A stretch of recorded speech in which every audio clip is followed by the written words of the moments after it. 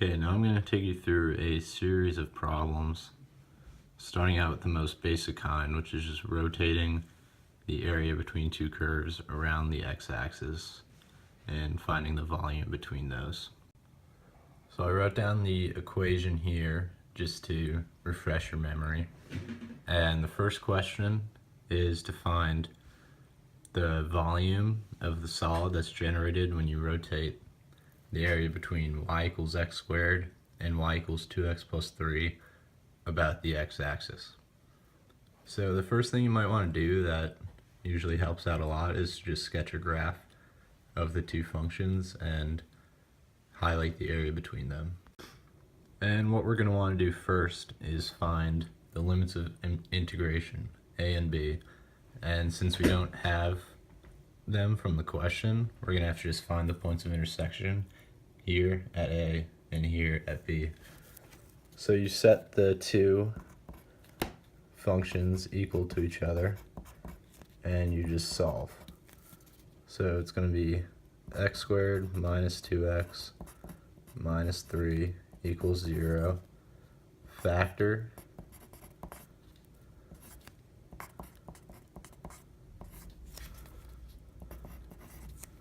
and solve, and your 2 points of intersection will be x equals 3 and x equals -1, which will be a will be -1 because you always go left to right, and b will be 3. So now that we have the limits of integration, we're ready to set up our equation. And notice how it's a capital R squared minus the smaller r squared. And when you're rotating around the x-axis, it's always the top function, which in this case is 2x plus 3, is the big R, and the bottom function, x squared, is the little r. So I'll just highlight these f of x and g of x. So like you remember, as I showed earlier, that it's really f of x squared minus g of x squared. So we'll set it up. V equals pi times the integral from -1 to 3 of 2x plus 3 squared minus x squared squared with respect to x. Okay, so the first thing you want to do once you set it up, which you'll see in pretty much every question that has to do with the Washer method, is you're going to want to square out these functions. So you get 4x squared plus 12x plus 9 minus x to the 4th. Then from there it's just simple integration.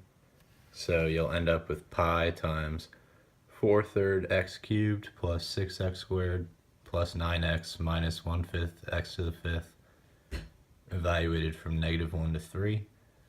And you get a pretty gross answer, but that is the volume of the area when it is rotated around the x-axis to form a solid. Okay, and the only way these questions really increase in difficulty is when your functions get a little weird. So I just mixed in a square root here. So your functions are y equals x squared plus 1 and y equals the square root of x plus 1, and you're going to rotate it around the x-axis. Find the volume of the solid. So notice there's no boundaries that they give you here, so you're going to have to find the points of intersection, a and b, which I just threw on the graph there, and we'll find them now. So we set the functions equal to each other, and first just subtract by that 1 to get rid of it. You get x squared equals x, square both sides, x to the 4th equals x. Bring the x over, x to the 4th minus x equals 0. Factor out an x, and we'll get x equals 0 and x cubed equals 1, which that will be x equals 1. So 0 will be a and 1 will be b. So again, set up your integral.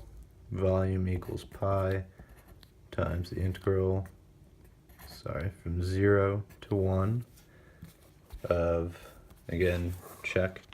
So here the top function, f of x, is square root of x plus 1, and the bottom function, g of x, is x squared plus 1. So we'll do that. Square root of x plus 1 squared minus x squared plus 1 squared with respect to x. Okay, and again, start by multiplying out these terms. You get x plus 2 times the square root of x. Just rewrite it as x to the 1/2 to make it a little easier. Plus 1 minus the quantity of x to the 4th plus 2x squared plus 1.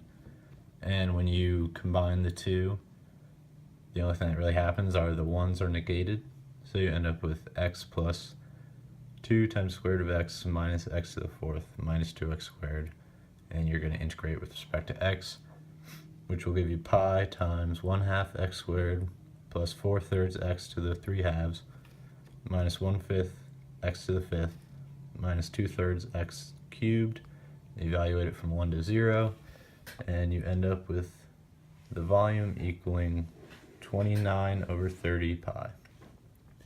And that's it for rotating around the x-axis, and we'll get into a little more complicated problems rotating around lines that are parallel to the x-axis.